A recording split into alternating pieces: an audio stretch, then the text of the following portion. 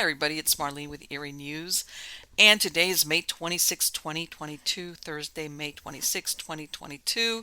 And as you can probably hear in the background throughout the broadcast, that I'm filming this in the daytime, and you'll hear all my animals make their noise quota. So you all know what that's about. But anyway, let's get on to the news. And first one on here. Normally I wouldn't cover this, but you'll see why. Ray Liotta, actor Ray Liotta, dies. Of course, he's well known for his roles in the Goodfellas and Field of Dreams. He was 67 years old. This story is out of Deadline, and it reads: a shocker. Ray Liotta, the terrific actor whose career breakout came in the 1990 Martin Scorsese crime classic Goodfellas, after co-starring in Field of Dreams, has died. He was 67. Liotta died in his sleep in the Dominican Republic, where he was shooting the film Dangerous Waters. They will have more details when they become available. Liotta leaves behind a daughter, Carson. He was engaged to be married to J.C. Nitolo. Liotta was on a big resurgence. Recent turns included The Many Saints of Newark, Marriage Story, for which he shared a 2020 Ensemble Indie Spirit Award, and Steven Soderbergh's No Sudden Move. He finished the Elizabeth Banks-directed Cocaine Bear and was due to star in the working title film The Substance opposite Demi Moore and Margaret Qualley. He also recently was set to executive produce the A&E series Five Families, about the dramatic rise and fall of the New York Mafia's Genovese, Gambino, Bonanno, Colombo, and Lucchese families.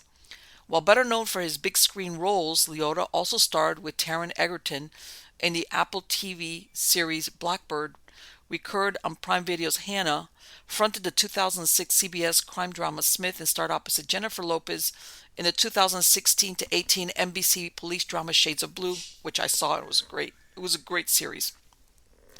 Liotta won a Primetime Emmy in 2005 for his guest stint on ER, and was a two-time SAG Award nominee for the 2015 miniseries Texas Rising and 1998 telefilm The Rat Pack, in which he starred as Frank Sinatra opposite Don Cheadle, Joe Mantegna, and Angus McFadden.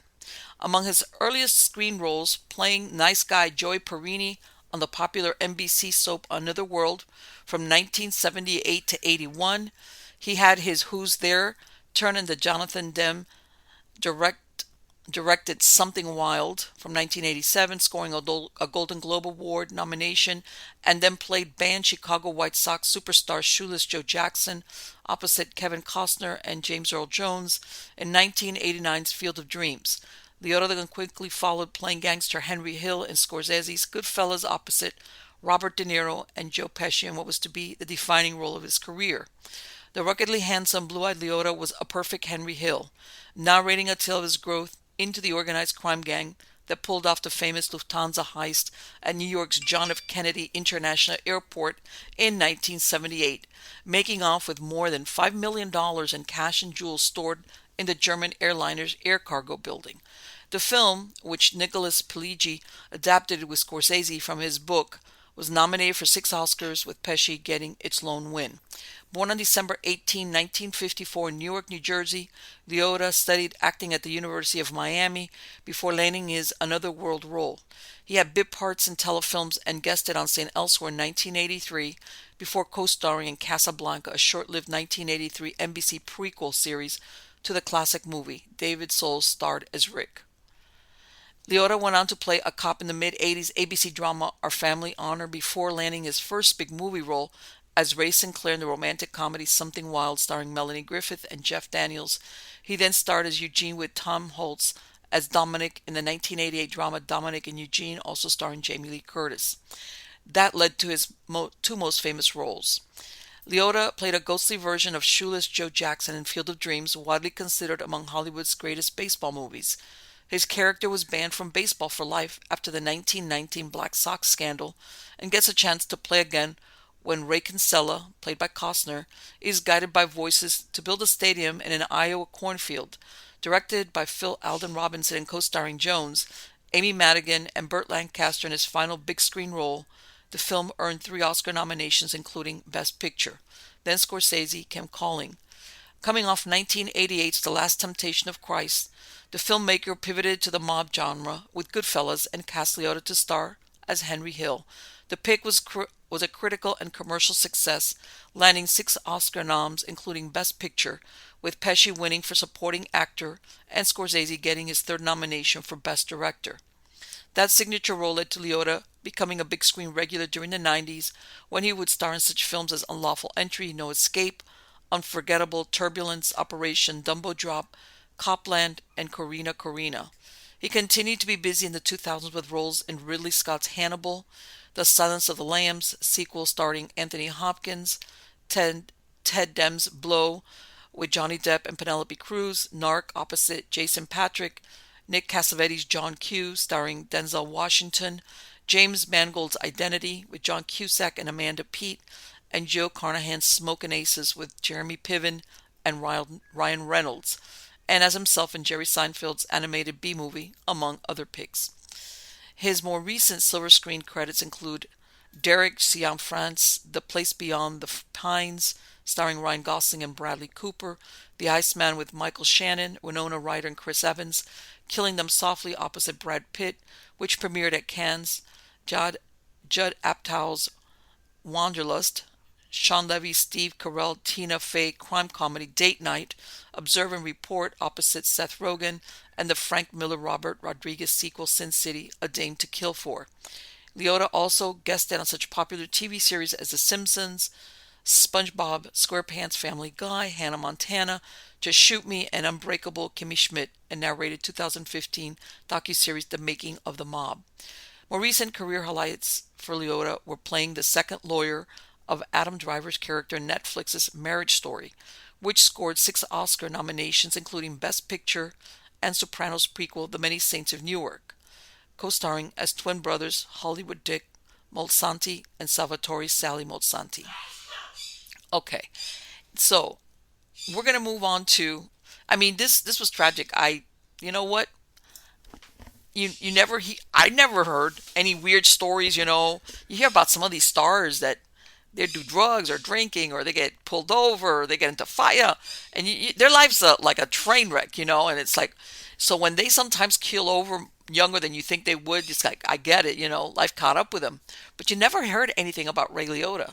No scandals. No drug use, no, alcoholic binges. I'm not saying he didn't, but it never made the headlines. And he had been doing, movies for what, 30 something years or whatever. And so that's why when you hear about an actor that dies suddenly, but I'm going to, let's go down the rabbit hole of weird conspiracy. I'm going to tie this into, as you know, about not even 2 weeks ago, we had 3 Americans that died, supposedly originally from unknown reasons, over in the Sandals resort. And by the way, which is a very exclusive resort. And I think the last I heard that the cause of death was determined to be carbon monoxide poisoning. But let's look at this. Like, my point being that maybe the Caribbean is not the best place to go vacation or shoot a movie. Let's get to it and make of it what you will.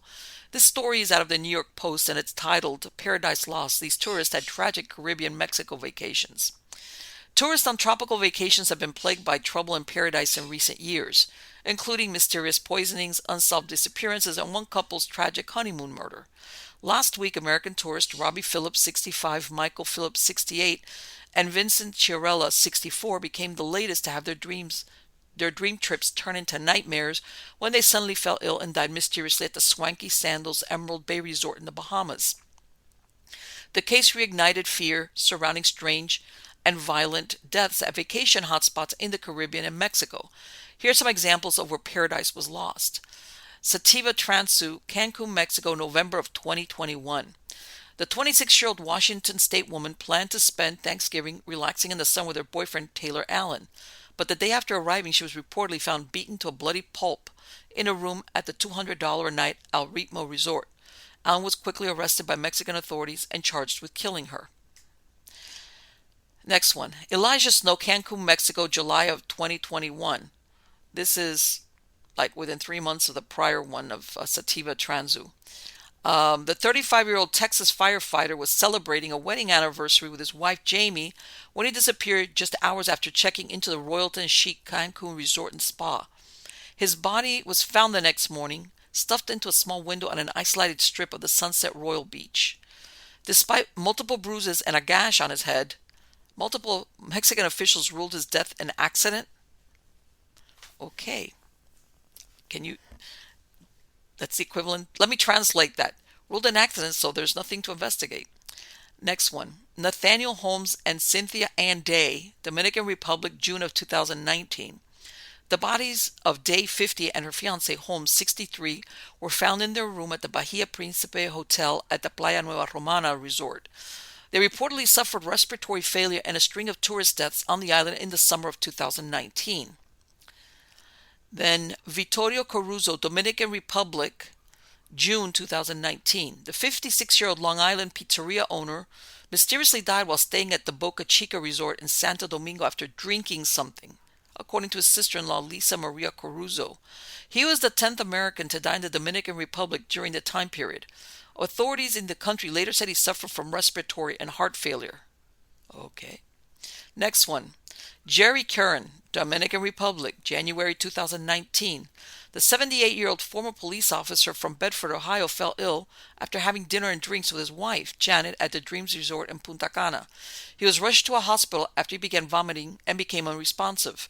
His official cause of death was pulmonary edema, cerebral hypoxia, and severe encephalitic cranial trauma.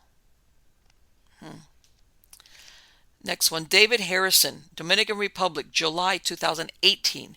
The 45-year-old Maryland man died suspiciously while celebrating a wedding anniversary at the Hard Rock Hotel and Casino in Punta Cana. Harrison reportedly woke up struggling to breathe and covered in sweat, according to his wife, Dawn McCoy. McCoy later said staff at the hotel tried to pressure into having his body cremated before returning to the U.S. Methanol poisoning linked to bootleg liquor was eyed as the cause of his death.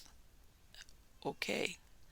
Now, that bootleg liquor, I'm going to assume, was that bought by the people at the Hard Rock and they were serving it to customers? That's kind of scary, if that was the case. Next one. Robert Bell Wallace, Dominican Republic, 2018. A 67-year-old California man died after drinking from the minibar in his room at the Hard Rock Hotel and Casino Resort in Punta Cana. His family called his death into question after learning that 3 other Americans had died suddenly within 5 days of each other at another all-inclusive resort on the island in May of 2019. Next one, Antonio Reyes, Dominican Republic, August 2017. The Wake County, North Carolina man died suddenly during his stay at the Bahia Principe Resort in Punta Cana. His death was ruled a heart attack, but his daughter, Janae Davenport, later called into question the circumstances, saying it was just strange because he was in perfect health. Next one. The Esmond family, St. John, U.S. Virgin Islands, March of 2015. Delaware school administrator Steve Esmond and his 2 sons Ryan and Sean were seriously sickened by pesticides and left unconscious in their luxury villa in the U.S. Virgin Islands of St. John. Steve Esmond was left paralyzed and unable to speak more than a year later, and the boys were left unconscious for more than a month. The pest control firm Terminix agreed to pay the family $87 million because the poison sprayed by their workers had been banned. Next one, Monica Beresford Redmond, Cancun, Mexico, April 2010. The 41-year-old wife of former Survivor producer Bruce Beresford Redmond was beaten and strangled to death while vacationing with her family at the posh Moon Palace Resort. The couple had taken the trip with the goal of working on their marriage, but her naked body was found dumped naked into a sewage tank at the hotel. In 2015, her husband was convicted of her murder in Mexico.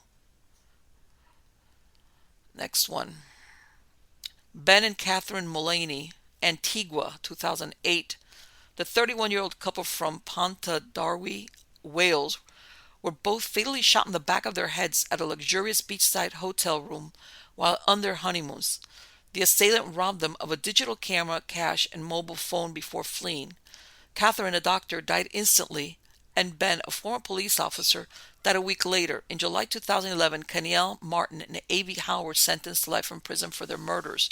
I looked up that, and these guys that killed them were young. They were like 17 and 19 or 20, very young, and they even went on to shoot I believe a woman that at her store. So yeah. Next one, Natalie Holloway, Aruba, May 2005. Everybody's heard of this thing with Natalie Holloway. The Alabama teen went missing while on a high school graduation trip with friends in a disappearance that captivated the country for years. Despite a slew of theories and even reported sightings, the case remains unsolved, and her body was never found. A man who had been linked to her killing, Joran van der Sloot, is now serving a 28 year behind bars in Peru for the slaying of another young woman. Yeah, he killed somebody in Peru. I guess they didn't fool around in Peru, right? But the thing was, if I remember correctly, his dad, this was, which by the way, I believe he's deceased, was a judge. And you know what? When you got pull, you got pull. Then we have the most recent ones, Robbie and Michael Phillips and Vincent Chiarella, Exuma, Bahamas, May of 2022. The Phillips, who hail from Tennessee, were discovered dead in a villa at the luxury Sandals Emerald Bay Resort after seeking medical treatment for feeling sick. Vincent Chiarella, 64, Florida, also died under mysterious circumstances in a separate nearby villa at the hotel the same night. His wife was left seriously ill and hospitalized. Even so, it says here, the cause has not yet been determined. Police said blood samples have been taken from all the victims and sent to a lab in Philadelphia. I read afterwards that the cause of death was carbon monoxide poisoning. Now, I don't understand if you're staying in a luxurious resort. Here it is. This is a how you end up getting killed by maybe they. This is out of WNDU. Couple died of carbon monoxide poisoning at Sandals. Pathologist fine. Tennessee couple died from carbon monoxide poisoning in a villa at Sandals Emerald Bay. Okay, the two were married for 43 years and owned a travel agency.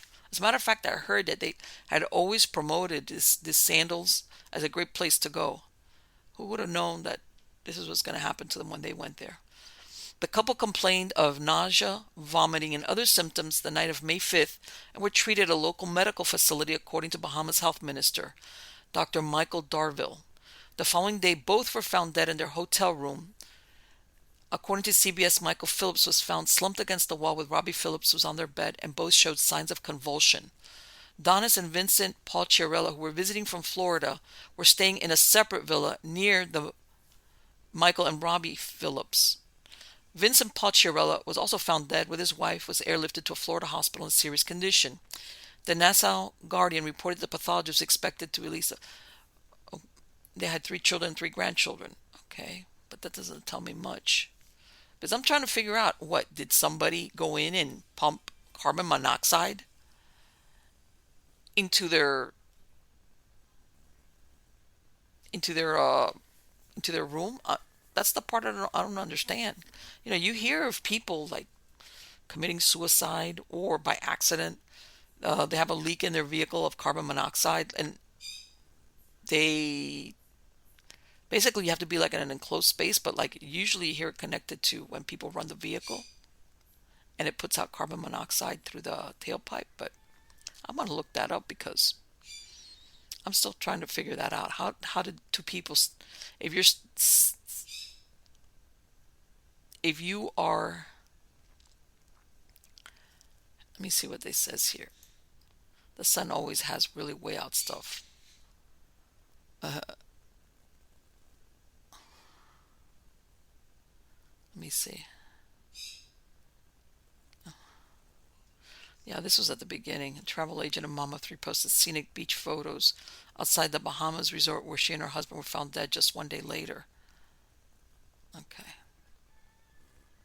But I don't know why they're being so. I want to see what the theories are on how these people inside a hotel get poisoned by carbon monoxide. Anyway, let's move on. This is out of Yahoo News, and this is titled "First Human Genome from Pompeii Sequenced."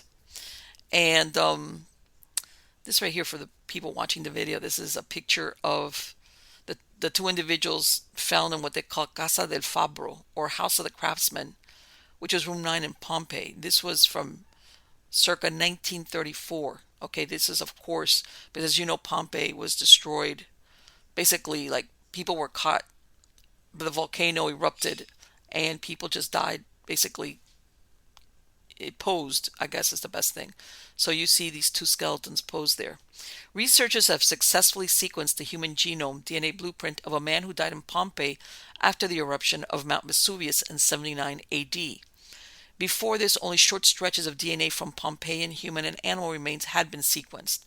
Researchers believe this is the first successfully sequenced Pompeian human genome. The remains of two individuals were found in the house of the craftsman in Pompeii, were examined by researchers who extracted their DNA. To our knowledge, our results represent the first successfully sequenced Pompeian human genome. The shape, structure, and length of the skeletons indicated that one set of remains belonged to a man who was aged between 35 and 40 years at the time of his death, while the other belonged to a woman aged over 50. While the scientists were able to extract and sequence ancient DNA from both individuals, they were only able to sequence the entire genome from the male's remains. A comparison of his DNA with that of 1,030 other ancient and 471 modern Western Eurasian people suggested that the man's DNA shared the most similarities with modern Central Italians and other people who lived in Italy during the Roman imperial age. Further analysis of his DNA identified groups of genes commonly found in people from Sardinia, but not among other people who lived in Italy during the Roman imperial age. According to the researchers, this suggests that there may have been high levels of genetic diversity across the Italian peninsula during this time. They also identified sequences that are commonly found in Mycobacterium, the group of bacteria that the tuberculosis-causing strain Mycobacterium tuberculosis belongs to. This suggests the man may have been infected with tuberculosis before he died.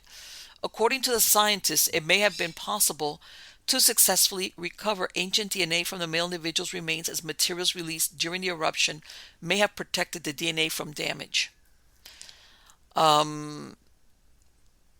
The people that did it at the University of Copenhagen, they said, to our knowledge, our results represent the first successful sequenced Pompeian human genome. Our initial findings provide a foundation to promote an intensive and extensive paleogenetic analysis in order to reconstruct the genetic history of population from Pompeii, a unique archaeological site, which I think is really interesting because, as you could tell, apparently there was a lot of trading going on, that people from other parts of Europe, who knows, were coming in, and there was interbreeding. People were marrying, having children.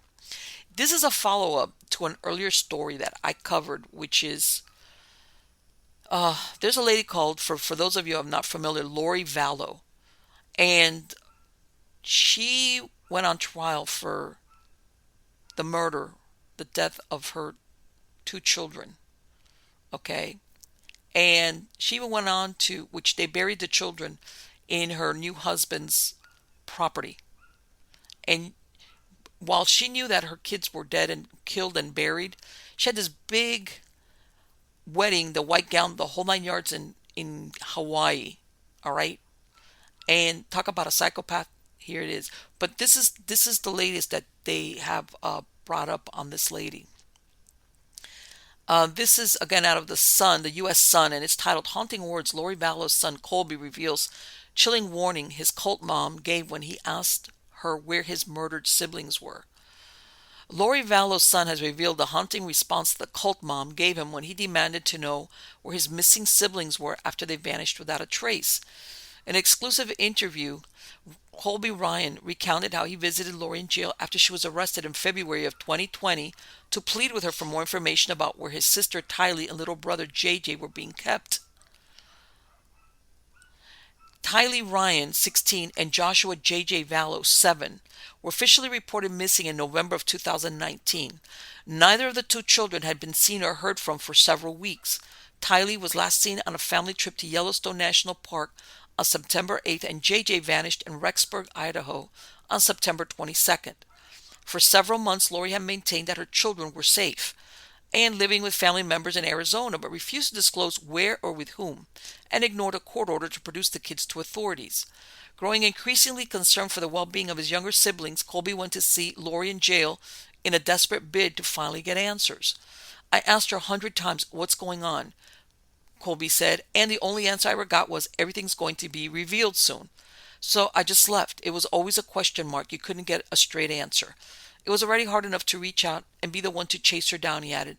But that's kind of how it went. For the next 4 months, Colby would remain entirely in the dark about his siblings' whereabouts. Investigators would then make a horrifying discovery on June 9, 2020, shortly after they served a search warrant at the Salem, Idaho home of Lori's husband, doomsday author Chad Daybell. In the backyard of the property, police found 2 sets of human remains buried in shallow graves that were soon confirmed to belong to Tylee and JJ. Tylee's remains had been dismembered and burned, while JJ was found wrapped in the reams of duct tape and stuffed in trash bags beneath the earth. Chad Daybell was taken into custody the same day, and both he and Lori were later indicted by a grand jury on a number of charges related to the kid's death, including first-degree murder and conspiracy to commit murder. Lori's devoted brother, Alex Cox, was also believed to be involved with their murders. However, he escaped charges after he died suddenly in December 2019 from what was believed to be natural causes, you hope, spurred by high blood pressure and blood clots wedged in his lungs. 5 months earlier, Cox had shot and killed Lori's 4th husband, Charles Vallow, during an altercation. Now, isn't that convenient? While police initially ruled that Cox had acted in self-defense, an investigation into the shooting was reopened after the discovery of Tylee and JJ's remains. That case is still being investigated at the time of Cox's death. For Colby, learning of the horrific way in which his siblings' lives ended was nothing short of devastating. Harder still was coming to terms with the fact members of his own family were allegedly responsible. The 26-year-old said he knew early on that something was amiss, though he didn't for 1 second ever believe his mom, who he once considered to be his best friend, would be capable of doing anything to harm her own children. Pretty early on, after their disappearance, I reached out to my mom, and she was being really shady about it before she cut everybody, including me, off, Colby recounted. And then obviously, you're going to start questioning, is everyone alive? Are they okay? What if the worst has happened? But you can't think like that. Still grieving the loss of Charles Vallow, his adoptive father, Colby said he was determined to stay positive and put his faith in a higher power that everything was going to be okay. There was a lot of back and forth and a lot of fear, Colby said, but I had to keep faith also that there was a possibility nothing happened, because I could imagine anything happening, especially with my mom. In my mind, there was absolutely 100% no way that she would hurt them. Colby recently released a self-published book, The God Over Odds, in which he discusses his faith and how turning to God helped him overcome the traumas of his childhood. I wonder what traumas he had in his childhood, since his mother is his best friend. That's just me putting my own little observation in the middle of this.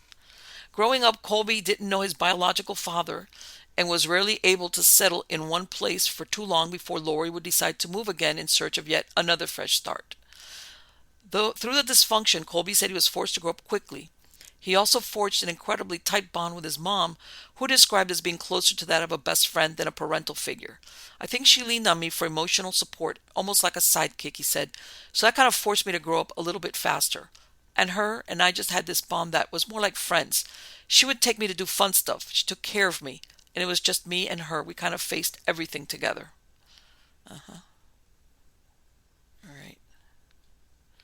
Colby and Lori's tight-knit bond became somewhat frayed a few years after she married her 3rd husband, Joseph Ryan, in 2001. According to Colby, Joseph Ryan, Tylee's biological father, was both physically and sexually abusive towards him. Lori was apparently unaware that Ryan was sexually abusing her son until after the divorce in 2004. However, Colby said the physical abuse was carried out in plain sight for all to see, and his mom wasn't really there for him throughout it all. The mother and son managed to rekindle their close relationship after Lori left Ryan, but a wedge would be driven between them again a few years later when Colby noticed his mother's Mormon beliefs being slowly plagued by radical doomsday prophecies.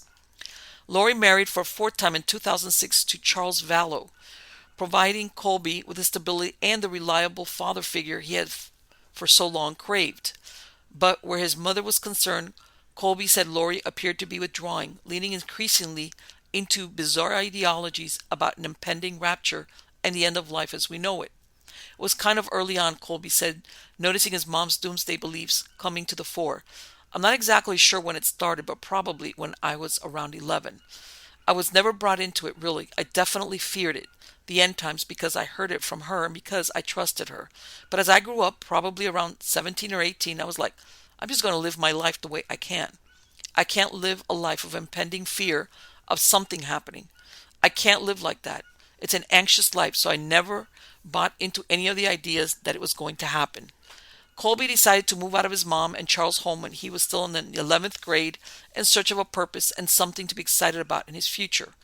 All the while, his mother grew progressively more convinced that the end times were fast approaching. Her doomsday delusions were apparently exacerbated after she met Chad Daybell at a Preparing a People conference in Utah in October of 2018. The pair, who were both married, began secretly exchanging text, emails, photos, and videos in the weeks after, with Daybell telling Laurie they had been chosen by God to lead a group of 144,000 souls to usher in the end times and the second coming of Jesus Christ. He also told Laurie that her husband was no longer her husband, but rather a dark spirit by the name of Nick Schneider, who had taken over his body and needed to be vanquished. Charles Vallow would be shot dead by Alex Cox just months later, shortly after he threatened to tell Daybell's wife Tammy about his and Laurie's affair. According to authorities, not long after Charles was killed, Laurie was convinced by Daybell that both of her children had been possessed by evil spirits as well. The only way to free them, she allegedly believed, was for them to be killed. Colby last spoke with his two siblings on August 30th, 2019 during a FaceTime call just days before Tylee was seen for the very last time. He described the conversation as normal and insisted there was no kind of special goodbye, as he had plans to see them in just a few weeks' time. But Colby would tragically never see his siblings again. The last known sighting of Tylee came during a family trip to Yellowstone National Park on September 8, 2019, while JJ was last seen on September 23rd, being carried by Alex Cox as he slept in his uncle's arms. Investigators believe that the two children were killed by Cox at the direction of Laurie and Daybell. The FBI discovered Cox had been at the Daybell property on both September 9th and 23rd. Daybell's wife, Tammy, also suddenly passed away, I'm telling you, in October 2019 in her sleep, 2 weeks before Vallow and Daybell tied the knot in Hawaii. Her death was initially deemed to be the result of natural causes, but is now considered suspicious. You think? Alex Cox then died on December 12, 2019, the day before Tammy Daybell's body was exhumed for further investigation. When he learned of his siblings' tragic fates, Colby said his mind was immediately taken to a very dark place, with feelings of overwhelming anger and resentment consuming him for months. They took my family away from me. They took them away from everybody else that loved them, he said. It's one of the most painful things ever to hear details about how your own people that you grew up around and loved killed your own family. Okay, this is, for those watching the video, this is a picture of her with Joseph Ryan, who sexually and physically abused her son. Okay, and I wonder whatever became of that. Colby said for some time he fixated on the idea of getting revenge on his mom and Chad, but ultimately it was his father that steered him out of the darkness of his own thoughts and back into the light. It was dark, so dark, but that's how you feel when you want revenge, and I had to let that go, he said. I was very angry, I was hurt, I was uncomfortable, I was sick to my stomach all the time, and there was just this weight hanging over me. I missed them all the time, the father, the two added, of Tylee and JJ.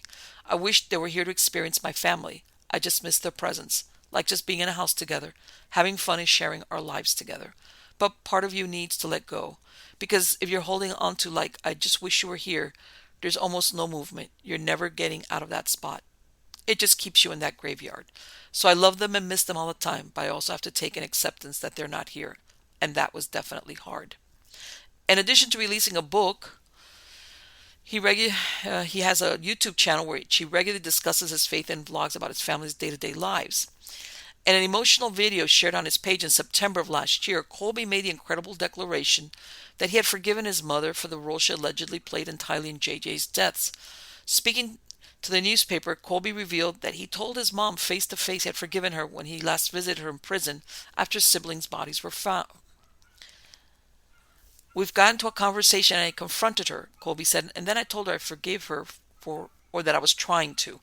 It took me so long to actually forgive, he added. What forgiveness really is, though, is releasing your own anger and all that stuff. And you're just saying, I don't need to carry this burden anymore. Forgiving people is very difficult. Sitting there and being so angry at them and holding them accountable for your whole life is easy. But I felt that it was important because by holding that burden, you're holding yourself in a cage. I could spend the rest of my life like, I can't believe my mom did this. I'm so mad at her. I want to hurt her. That can be the rest of my life. But I'd be miserable, so who am I helping? So when I released those feelings, I released her and I released myself. Colby continued, I forgave her, I forgave Alex, I forgave Chad, I forgave everything and everybody that was involved, and it just freed me to be able to do something positive. With almost exactly 2 years having passed since Tylee and JJ were found dead, Colby says he still cannot fathom what must have been going through his mother's mind to allegedly murder her own children. I can't. There's just no way to connect to that, he said. I cannot tell you what you have to believe and think to do something like that. You have to be out of your mind, but I don't think there's anybody that's completely just out of their mind who can still make decisions and lie. So I definitely think there's a consciousness there, he added, but I can't tell you how she got to that point. She's just not the same person. Colby said it's his belief that his mother became obsessed with doomsday rhetoric, like the kind espoused by Daybell, because her life was too traumatizing and she just wanted to leave it all behind. I just don't think she wanted to be around anymore, he said. Our life was hard, so I think she went to that place to get out of her life. She didn't want to go through anything else, and so that's when all of that started, but obviously it completely took another turn. Lori Vallow and Chad Daybell are charged with multiple counts of first-degree murder and conspiracy to commit murder for the deaths of Tylee, JJ, and Daybell's wife, Tammy. The couple, who are still married, have both pleaded not guilty. Lori's trial is currently slated to commence on October 11th after she did not waive her right to a speedy trial, but a judge is currently considering a motion to delay proceedings to coincide with Daybell's trial in January of 2023. Prosecutors are pursuing the death penalty in both cases. I hope I'm glad they are. I'm glad they're pursuing the death penalty. And I know there's people out there that go, oh no, they could serve life imprisonment. I'm sorry. I'm a mother, you know, and there's a special place for mothers who do that to their own children. I don't care. That's my personal belief. Despite his mom's claims of innocence, Colby said there is no doubt in his mind that she's 100% responsible for all she stands accused of and knew exactly what was going on. By the way, that little boy, JJ, he was autistic. How do you like that? As a parent, you're responsible for your kids' safety, especially if they're minors, Colby said. She was responsible for her kids. She was responsible for what happened. And I know she was part of it, he claimed, and that hurts a lot to say. Colby no longer recognizes his mother for the woman she is today, he said. And while he has no desire to have a relationship with her going forward, he said it's hard to hear that she could potentially be put to death if found guilty. It's hard to hear that they would do that with my mom, he said, but again, it's out of my hands and always has been. Colby admitted he typically refrains from following the coverage of his mom's trial, again accepting that her fate is out of his hands. Reliving the harrowing details of his siblings' deaths will also not change the fact that they're no longer there, he said. I've given up the fact that no matter what happens, it's not going to change anything, Colby said. So I know they're in jail, I know they can't hurt anybody, and that's the best I can possibly ask for. Colby's new book, The God Over Odds, was released on Amazon on April 3rd. The book is the first of a two-part series that explores how Colby overcame profound trauma and devastating loss through religion and his belief in God. Colby said that while sitting down and revisiting the traumas of his past, he's been emotionally taxing. It's also been incredibly therapeutic. By sharing his own story, he hopes to inspire others broken apart by tragedy and provide them with a blueprint from which to build themselves back together again. And you know what? Yeah, she's having this great Hawaiian, great Hawaiian, and I don't get it. They put this great top of the line Hawaiian marriage 2 weeks after his wife. It's like there's something there, like, and you know what? I'll tell you what. It wouldn't be the first time people do this. But you don't wake up, you're not a mother that loves her children, or you don't have a psychopathic streak, and decide, I'm going to kill my children. That person has been like that all along, and for some reason just kept it after taps. So she wanted to leave her life behind. Oh, that happens to lots of people, millions of people around the world. But let's shrink it down. In America, you go through moments that are very difficult, and you wish you could leave them behind. You want to forget about them. You want to move on. But between that and sacrificing your children, killing your children, so that you can just pretend they never existed, I'm sorry. Yeah, I'll just leave it at that. But I'm going to follow up on this. I'm going to follow up on this because, and I still don't understand how she convinced her brother, if that's how it turned out, but of course he's dead, to actually kill his nephew and niece for her. Or I don't know. Let's see what happens when this goes to trial, especially if they postpone it to January of 2023. Okay, next one. This is out of Smithsonian magazine titled "Lost Cities of the Amazon Discovered from the Air." Okay, and I know that they're finding a lot more stuff because of this aerial view. The Amazon is one of the planet's last great wildernesses, but legends have circulated for centuries that lost cities existed deep within the forest. The search for El Dorado, a supposed city of gold, lured many Spanish explorers far off the map, and some of them never returned. As recently as the 20th century, British explorer Percy Fawcett searched for what he believed was the lost city of Z. He vanished into the jungle and added his own unfinished chapter to a tale that began 600 years ago. Now the plot has taken a new twist, as scientists have discovered that ancient cities really did exist in the Amazon. And while urban ruins remain extremely difficult to find in thick, remote forests, a key technology has helped change the game. Perched in a helicopter some 650 feet up, scientists used light-based remote sensing technology to digitally deforest the canopy and identify the ancient ruins of a vast urban settlement around Llanos de Mojos in the Bolivian Amazon that was abandoned some 600 years ago. The new images reveal in detail a stronghold of the socially complex Casarabe culture that existed between 500 to 1400 AD, with urban centers boasting monumental platforms and pyramid architecture.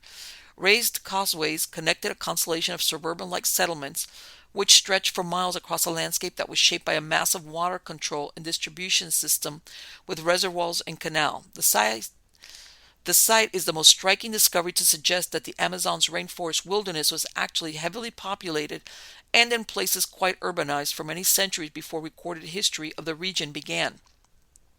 Co-author Heiko Prumers of the German Archaeological Institute references an old Spanish proverb asserting no one is so blind as the one who doesn't want to see. See, it's in Spanish it's called No hay peor ciego que no quiera ver. It's a myth that was created by Europeans who really spoke of a jungle and vast regions untouched by humans, he said. So a lot of people didn't want to see that there were archaeological sites here that merit exploration. I'm sure that in the next 10 or 20 years we'll see a lot of these cities, and some even bigger than the ones we are presenting in our papers, he adds. Michael Heckenberger, an anthropologist at the University of Florida, wasn't involved in the research but has been studying urbanism in the pre-Columbian Amazon for nearly 2 decades. He notes that elements of the settlement at Llanos de Mojos, like moats and causeways, and a modified landscape of parklands, working forests, and fish farms, have been seen elsewhere in the ancient Amazon. But the new research unveils something quite new. Previous examples of urbanism in the Amazon include the upper Xingu region of the Brazilian Amazon, where Heckenberger works with the Quichuro nation. Such settlements might be described as groups of villages networked together. They aren't technically urban, some experts have argued, because they lack clearly defined large centers with monumental architecture like platform mounds and U-shaped temples. But those urban centers can be found at Llanos de Mojos. This is in my mind the clearest case of a fully urbanized Amazonian landscape, Heckenberger notes. It's a marvelous piece of work. It shows really remarkable range of things that humans did in the past to work with their landscapes and work with larger and larger populations. Previous hands-on archaeological work and other remote sensing efforts had revealed hundreds of isolated sites, more than 1,700 square miles of the Llano de Mojos region, including settlements inhabited year-round by the Casarabe, who hunted, fished, and farm staple crops like mice. Some 600 miles of causeway and canals had also been identified, but the logistical challenges of mapping them in a remote tropical forest hampered efforts to connect the dots and see if or how they were related to one another.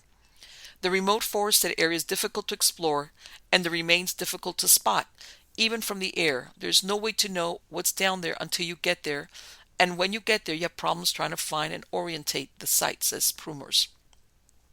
So the team conducted airborne LIDAR mapping of 6 different areas ranging in size from about 4 square miles to 32 square miles for a bird's eye view of what was the heartland of Bolivia's Casarabe culture between about 500 and 1400 AD.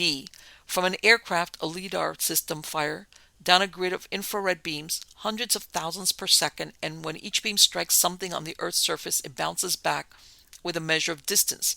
This produces an enormous cloud of data points, which can be fed into computer software that creates high-resolution images in which scientists can digitally deforest the Amazon. By scrubbing away trees, the maps reveal the Earth's surface and the archaeological features on it.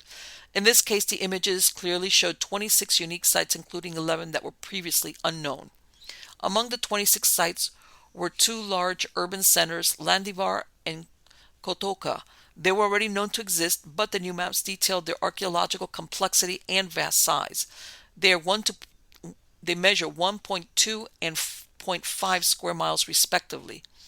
Each large center is surrounded by successive rings of moat and rampart fortifications. The sites boast artificial terraces, huge earthen platform buildings, and conical pyramids over 70 feet tall.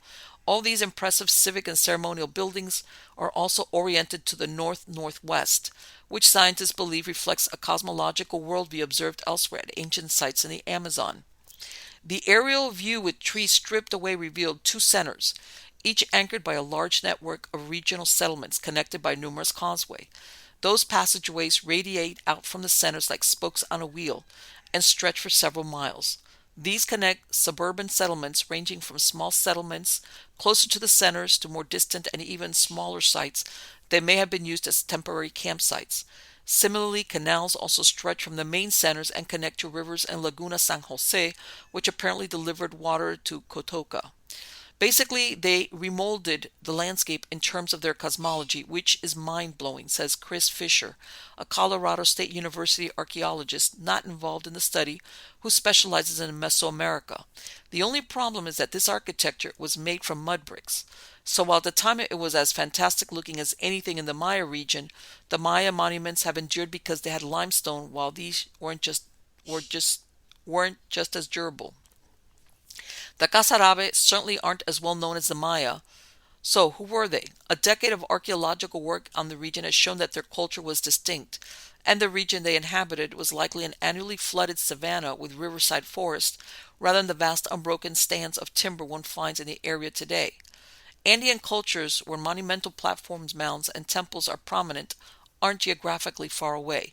But an influx of Andean people or their influence isn't responsible for the creation of these urban areas, says Prumers. The Andes are very well studied, and you won't find any site of this type in the Andes, so we can say it's not something that came from the Andes, it's uniquely Amazonian. What happened to the Casarabe and their settlements remains a mystery, but dating at the site suggests that their occupation ended around 1400 AD, prior to European arrival in the Amazon. Widespread drought may have been the culprit. Prumers theorizes, at various sites his team has found huge reservoirs for water storage, which isn't something one would immediately expect in an Amazon region known for plentiful rainfall. Of course, we don't know if these were for drinking water supply or to farm fish or turtles, but it's very interesting that we do have them, he says. We know that there were severe droughts in the Amazon region several times in history. That might have happened to this culture as well. It only needs 1 or 2 years of loss of crops of harvest, and people have to move. Though it faced an unknown end, the culture that thrived here adds to the growing evidence that the Amazon isn't actually one of the world's great untouched wilderness areas and wasn't even an unbroken forest until relatively modern times. Paleoclimate studies have suggested that much of the Amazon forest is a lot younger than suspected, and that large swaths of the Amazon, perhaps a fifth, were actually open savanna environments before Europeans arrived in the Americas. Such an environment would have facilitated the type of landscape engineering that's increasingly evident was practiced by Amazonians, many of whom likely lived in urban or suburban settlements with a high level of socio-political organization. Michael Heckenberger has worked for decades in Brazil's Xingu region, where dozens of communities he calls garden cities feature homes, plazas, and palisade walls. Though the sites don't have the much larger monumental centers found in Bolivia, they were connected by a system of roads, bridges, and canals, all situated in a large engineered landscape of fields, fish farms, and other features. Intriguingly, this low-density urban culture, which was more like a cluster of suburban communities without an urban center, thrived in the same region where Percy Fawcett vanished in search of his lost city of Z. Difficult as they can be to locate in the forest, earthworks clearly built by humans, designs known as geoglyphs, have been found in several other Amazon locales. In 2018, scientists using satellite images reported that large areas of Amazon forest in Brazil's Mato Grosso state, once thought to have been sparsely inhabited at best, were dotted with villages and oddly shaped earthwork geoglyphs. Even here, away from large rivers, many hundreds of villages would have housed up to 1 million people between 1250 and 1500 AD, in an area that represents only about 7% of the Amazon basin. However, if larger urban centers anchor these populated sites, they haven't yet been identified. Such discoveries of settlements were the result of very hard work. Despite the large and sophisticated populations that once thrived there, lasting evidence of urbanism has proven difficult to find in the remote and thickly forested Amazon. But LiDAR technology seems set to rapidly boost the pace of future discoveries. LiDAR has been transformative for archaeology, and this work is a great example of that, says Chris Fisher. These researchers were able to see patterning that's just not visible from the ground, and that pattern clearly showed two very large settlements embedded within a settlement system, with a level of social complexity that really hasn't been demonstrated very well in the Amazon, he says. It's absolutely amazing. While it appears that the Amazon once teemed with human activity, many ancient sites have remained almost undisturbed for some 500 years, something Prumer cites as a big advantage. The region has very low population density, and that means that we are finding the relics of pre-Spanish cultures over there almost untouched, he says. But the Amazon is changing rapidly. Forests are being eliminated to promote farming, ranching, energy production, and the roads and dams that support such efforts. Many of those undisturbed areas with their hidden records of past cultures won't remain so for long. Fisher advocates for large-scale LiDAR scanning of the Amazon and far beyond through an Earth Archive project aimed at capturing what remains of the past before it's lost to the future. We're running out of time because we're losing the Amazon. And we're going to lose things that we never knew were there. To me, that's a real tragedy. And even though they're saying that those areas which are now, you think of the Amazon forest, that they were savannas. I lived most of my life in southern Florida, which is not even tropical. It's a subtropical climate. And I know how quickly vegetation will take over. It's incredible how quickly. Let's not even go into years or 30 years or 40 years, how quickly, especially if that environment became jungle-like versus savannas, how quickly it could basically cover and make it impossible to find all these cities. I think that's great news. I hope they keep on going. I think this is really fascinating. Okay, so let's go on to the next one. Oh, okay, I think this is interesting because, like everything else, we need to pay attention what's going on with this thing of whatchamacallit, earthquakes and stuff like that. This is out of the U.S. Sun, and it's dated today, and it's titled L.A. Rocked. Los Angeles hit by magnitude 4.3 earthquake near Trona with significant tremors felt downtown. Okay, it hit near the town of Trona, triggering the state's alert system according to the United States Geological Survey. The USGS tweeted, "Good morning, Southern California. Did you feel the magnitude 4.3 quake south of Trona at 2:23 a.m.?" The shake alert system was activated. One Twitter user replied, "Yes, I felt it."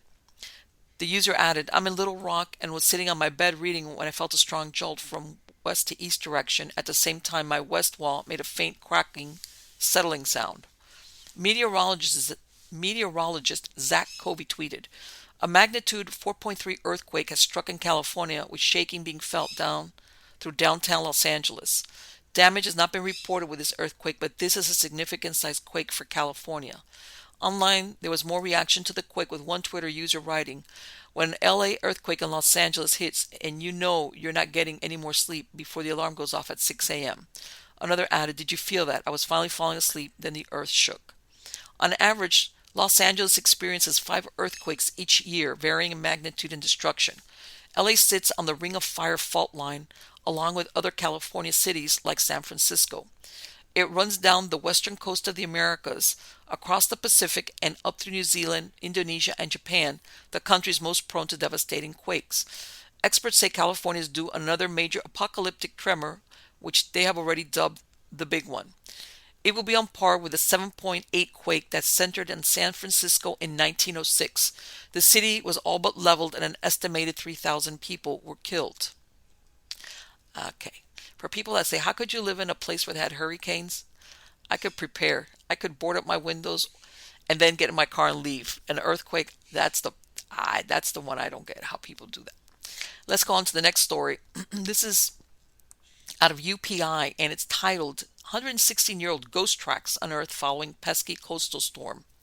Mysterious World War I era railroad tracks hidden in the Atlantic Ocean?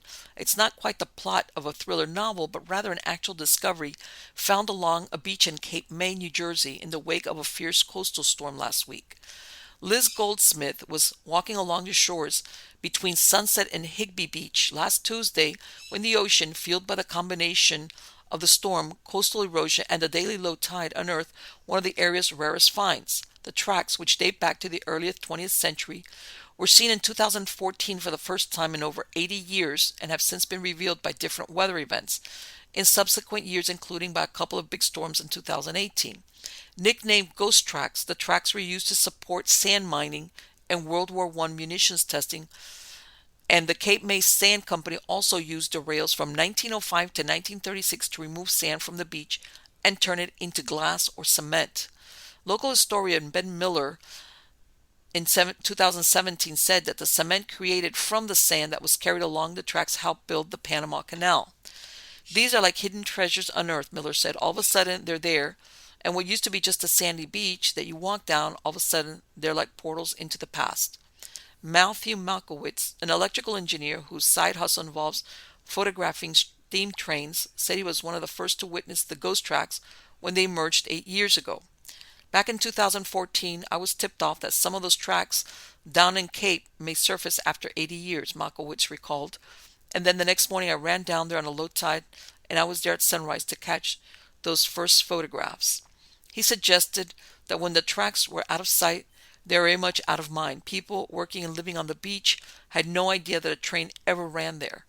Goldsmith's 2022 find of the track was made possible by the coastal storms that smacked the coast of New Jersey in the early parts of last week.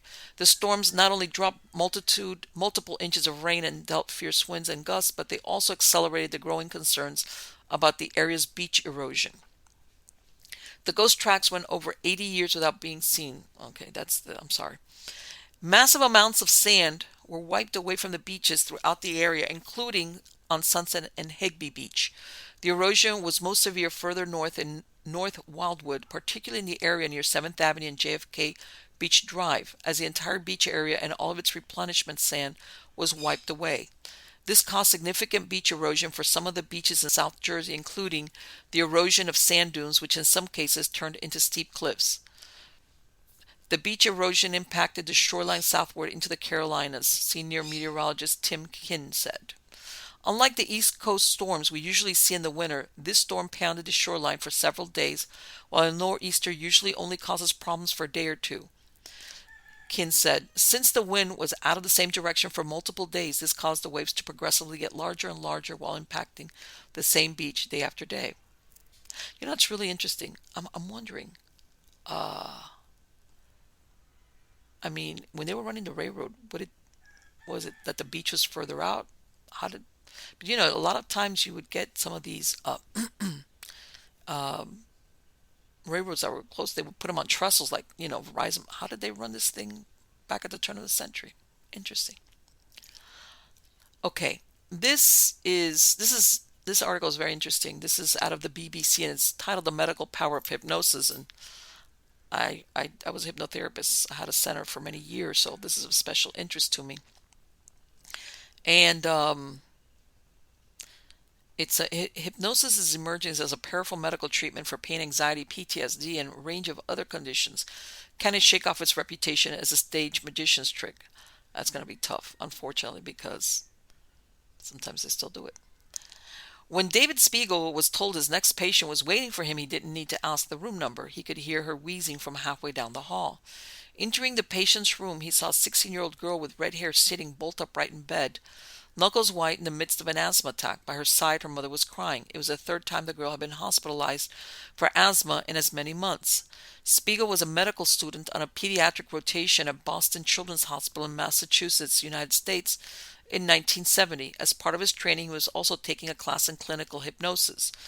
The young asthma patient's medical team had already tried to dilate her airways with injections of adrenaline. After 2 shots, the girl's attack was not subsiding. Spiegel didn't know what else to do. "Do you want to learn a breathing exercise?" he asked her. She nodded, and so Spiegel hypnotized his first patient. Once the girl had entered the trance-like state characteristic of hypnosis, Spiegel was ready to make a suggestion, the active ingredient of hypnotic treatment, typically a carefully worded statement that will produce an involuntary response. But as the girl sat in bed, calm and focused, Spiegel wondered what suggestion he would make. They hadn't gotten to asthma and hypnosis class yet, so I came up with something, Spiegel tells me. As he recalled the case, I said, "Each breath you take will be a little deeper and a little easier." It's a great suggestion, by the way. The improvisation worked. Within 5 minutes, the patient's wheezing had stopped and she was lying back in her bed, breathing comfortably. Her mother was no longer crying. It was a formative encounter for doctor and patients. The girl grew up to train as a respiratory therapist while Spiegel embarked on a career in clinical hypnosis. Over the next 50 years, he would go on to found the Center for Integrative Medicine at Stanford University. By his reckoning, hypnotized more than 7,000 patients. At first glance, hypnosis seemed like one of those psychological phenomena that just shouldn't work. What makes it so interesting is that it often does.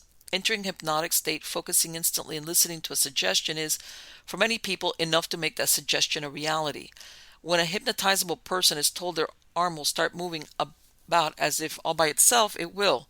When they hear their interlaced fingers will be impossible to separate, it will be like they are held together with glue. And when they're told they won't recognize themselves in a mirror, they'll see a vaguely familiar stranger mimicking their movements through a pane of glass. If the suggestion is one that chronic pain will subside or that anxiety will gradually melt away, hypnosis becomes a valuable therapeutic tool. A growing body of evidence suggests that hypnosis is effective for many people experiencing pain, anxiety, PTSD, a stressful labor and birth, irritable bowel syndrome, and other complaints. For some of these conditions, hypnosis outcompetes standard treatment on cost, efficacy, and side effects. But despite decades of research on its therapeutic value and a growing understanding of its mechanism in the brain, the uptake of clinical hypnosis has been remarkably slow. Much of that is down to the common misconception that hypnosis is little more than a stage magician's trick. Hypnosis is still tarred with the brush of being weird, says Spiegel. People either say it's useless or it's dangerous and nothing in the middle. Both are wrong. Practices reminiscent of hypnosis have existed in many cultures around the world for centuries, from the trance and traditional southern African healing practices to the shamanism of Siberia, Korea, and Japan to native North American medicine. Many practices tap into the body's ability to enter a hypnosis-like state. Catching on a little later in Europe and North America, the origins of the Western world's version of hypnosis dates back to the late 18th century. In 1775, the German physician Franz Mesmer popularized the theory of animal magnetism. Mesmer believed an invisible magnetic fluid flowed throughout the human body, influencing our health and behavior. Mesmer made it his task to manipulate this fluid, refining a technique that became known as mesmerism. Practicing as a doctor in the Habsburg Empire and later in Paris, he found that when he held the gaze of a patient and focused intently on them, sometimes making movements such as passing his hand from their shoulders down their arm, he achieved therapeutic results. He quickly became famous for his invention and eccentric with it. In Paris, his salons were murky and suggestive with drawn curtains, thick carpets, and astrological wall decorations. Writes Jessica Riskin, associate professor of history at Stanford University.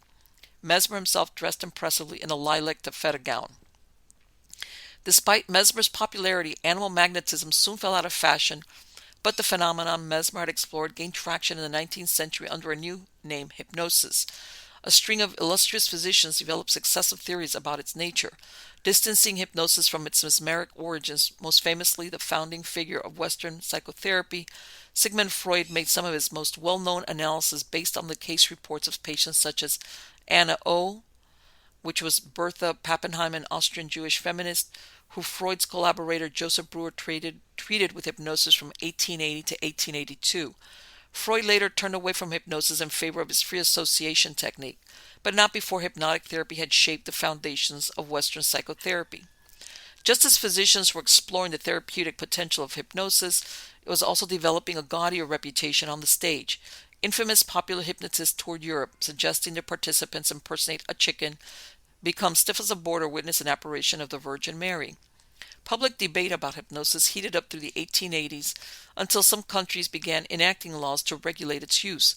Concerns about perceived far-reaching effects of hypnosis reached boiling point as the turn of the century approached. In September of 1894, 22-year-old Ella Salomon died after an occultist hypnotized her in a remote Hungarian castle. The story reverberated around the medical community and popular press in Europe and North America. 3 months later in Germany, the Baroness Hedwig von Zetlitz owned Neukirch, seeking treatment for stomach pains and headaches, met a magnetic healer named Czeslaw Zinski. He allegedly used hypnosis to seduce the Baroness over a number of sessions, culminating in a sham marriage that caused consternation among the German aristocracy. The Baroness maintained for many months she was truly in love with Zinski, who had appealing eyes, lush hair, and white teeth. The same year, the fictional hypnotist Svengali was born in the best-selling novel Trilby by George du Maurier. The public devoured the book alongside new reports of the Zinski case, which was said to have uncanny parallels. Scandals like these fueled physicians' efforts to distance themselves from stage hypnotists and occultists and legitimize their own work. Many medical men argued that hypnosis should not be performed by lay practitioners at all. Well, over a century later, and this tension is still unresolved, many of the academic researchers and clinical practitioners I spoke to maintain that lay hypnotism is risky and its reputation has hindered the more widespread uptake of hypnosis in medicine. But with a growing body of literature on its clinical efficacy and new insight into its mechanism in the brain, researchers and clinicians are working hard to rehabilitate hypnosis. The legacy of Mesmer's eccentric experiments is a kaleidoscopic array of research from freewheeling mid-20th century experiments mixing hypnotism, concentrated acid, and snakes to studies published in top medical journals on hypnosis as potent means of drug-free pain relief. Before I sift through it all, I decided it would be a good idea to go and experience hypnosis for myself. Okay. Wait. As I approached cognitive neuroscientist Devin Terhune's office at Goldsmiths University of London one Monday afternoon, I'm nervous for two reasons. First, I've never been hypnotized before, and although I've spoken to several researchers and clinicians by this point, knowing about the theory doesn't make me feel prepared for the real thing. Some people report profound experiences during hypnosis, from out-of-body experiences to hallucinations. Second, there's a chance that precisely the opposite will happen, and I'll sit with my eyes closed for 20 minutes, failing to respond to any hypnotic suggestions at all. Only around 10 to 15% of the population are classed as highly hypnotizable, meaning they respond to the majority of suggestions. I'm going to put in my personal, that percentage is wrong. It's much lower. The majority of population are. If I don't know if they consider highly hypnotizable. If you're a somnambulist, I don't know what they consider highly hypnotizable, but I believe that percentage is much higher. Known among the hypnosis community as highs, this group has strong, sometimes profound experiences during hypnosis. The majority of the population, however, has a more muted reaction. These medium hypnotizable individuals might respond to a few hypnotic suggestions but fail the more challenging tests. Then the remaining 10 to 15% are known as lows. A low may respond to a couple of easy suggestions or even none at all, and that's wrong. It's just their suggestibility. They're not hypnotized the right way. And as you can tell, I'm getting up my soapbox. Let me get right back off it. Higher low research shows that you are stuck with your level of hypnotizability. Wow. throughout life. A 1989 study at Stanford University tested 50 psychology freshmen students for why are they using this word? Suggestibility, and retested them 25 years later. The former classmates had remarkably stable scores over the years, more stable even than other individual differences such as intelligence. What's behind this trait is still an emerging area of research. There have been hints that levels of dopamine, a neurotransmitter in the brain, are linked to suggestibility. Preliminary studies have pointed to a gene called COMT, which is involved in dopamine metabolism, but the findings have been mixed and a clear genetic picture has yet to emerge. Another neurotransmitter, gamma aminobutyric acid, GABA, has also been linked to hypnotisability. In one study at Stanford by Spiegel, Daniel D'Souza, and colleagues, the researchers found that highly hypnotizable people had higher levels of the neurotransmitter GABA in a part of the brain thought to be closely involved in hypnosis. This brain region, the anterior cingulate cortex, is involved in cognitive control and volition, among other things. GABA has an inhibitory effect on brain cells, leading D'Souza and Spiegel to suggest that greater pools of GABA in this brain region could help highs slip into hypnotic state more readily. There are also some indicators of personality traits linked to hypnotisability. Holy crap. But not at the level of the big five traits. Highs and lows alike can be extroverts or introverts, agreeable or disagreeable, neurotic or emotionally stable, open or closed to new experiences, conscientious or highly disorganized. However, some subtler characteristics are more commonly found in highs, such as being more imaginatively engaged, responsive to environmental cues, or predisposed to self-transcendence, says Terhune. Anecdotally, the hypnotism researchers I spoke to described a few traits they often see in highs. They're the people who get so engrossed in a book they lose track of their surroundings, or who scream out loud at jump scares in films. On my way to Terhune's office, remember the time I turned up late to a new job after taking the underground The Breath of London in the wrong direction while buried in Naomi Alderman's The Power. I consider the fact that I avoid anything remotely scary at the cinema ever since I let out a blood-curdling shriek during the infamously terrifying Harry Potter and the Chamber of Secrets. I wonder whether I might be hypnotizable after all. Perched on top of the gray sofa in Terhune's office is a large cushion, positioned as if ready to support the head of someone who felt suddenly drowsy. This and a conspicuous plain black box, something like an oversized shoebox, are the only items in the room to distinguish it from countless other academics' offices in Goldsmiths University, South London campus. Here, Terhune researches many aspects of consciousness from hypnosis to metacognition, and these are his experimental props. After taking consent to carry out a few basic tests to see how hypnotizable I am, Terhune scribbles a small dot on a whiteboard opposite the sofa, which he calls the target, and invites me to focus on it. I do, and he begins to read from a script in a slow, steady voice. I am about to help you relax, and meanwhile, let me give you a set of instructions that will help you to gradually enter a state of hypnosis. Continue to focus closely on the target. Please look at the target, and while staring at it, keep listening closely to my words. You can become hypnotized if you are willing to do what I ask you to, and if you concentrate on the target and what I say. In a couple of minutes, my eyes are closed and I feel relaxed, unusually relaxed. I notice it first in my face as my habitual social smile slips away. Then I feel the tension in my shoulders ease and they droop a little further away from my ears. I lean back on the cushion behind my head. I am relaxed, but I'm still aware of what's going on, and my mind isn't completely blank, which that's normal. I want to interject. People think that when you're hypnotized, you just like go off to Neverland, Middle Earth. I don't know. No, you're very aware. You're here. You're totally aware of everything going on. Occasional thoughts pop in and out of my head. So am I really hypnotized now? Could I snap out of it if I wanted to? I can feel my heart thumping. Am I too anxious for this to work? How weird is this going to feel? Will I be able to control it? I try not to chase the thoughts around in circles. Terhune reminds me to focus only on his voice and the mental interruption lesson. What I'd like you to do is to start off to hold your arm out at the height of your shoulder, says Terhune. I wait for my arm to start moving all by itself, but it stays relaxed by my side. I immediately feel a pinch of disappointment. Oh no, am I completely unhypnotizable? Terhune pauses and then continues in a calm, patient voice. This is not yet a suggestion. Don't worry. You can just hold your arm straight out in front of you, just like you normally would. Oh, okay, so I am allowed to do that on purpose. I voluntarily hold out my arm. There you go, he says. Now comes the real suggestion. I want you to pay very close attention to your hand, how it feels, what is going on in it. Notice whether or not your hand is a little numb or tingling. the slight effort it takes to keep from bending your wrist. Pay very close attention to your hand. I want you to imagine you are holding something very heavy in your hand, such as a heavy book. Something very, very heavy. Hold the book in your hand. Now your hand and arm feels very heavy with the weight of the book pressing down. Just as heavy as your eyelids feel. That's me, the hypnotherapist, weighing in on this. Out of nowhere, there it is in my hand. Eyes still closed. I marvel at the weight of it. It feels just as though there's really a substantial volume in my outstretched hand. The only way I can tell it's not a real book is that I can't feel the touch of it covering my palm. As it gets heavier and heavier, your arm moves down more and more. Getting heavier and heavier, heavier, your hand goes down, down, all the way down. And it does. Terhune hardly has time to finish the suggestion before my hand hits the sofa. From the direction of his desk, I hear the scratching of pencil on paper. I still feel calm and relaxed, but somewhere in my head a small voice is saying, wow. Then another test. Terhune tells me to hold my arm out straight ahead. This time, what I want you to do is to think of your arm becoming incredibly stiff and rigid, he says. And it's as if my elbow is made out of dry, splintery wood. The sensation isn't as strong as the heavy book, but there is certainly a resistance.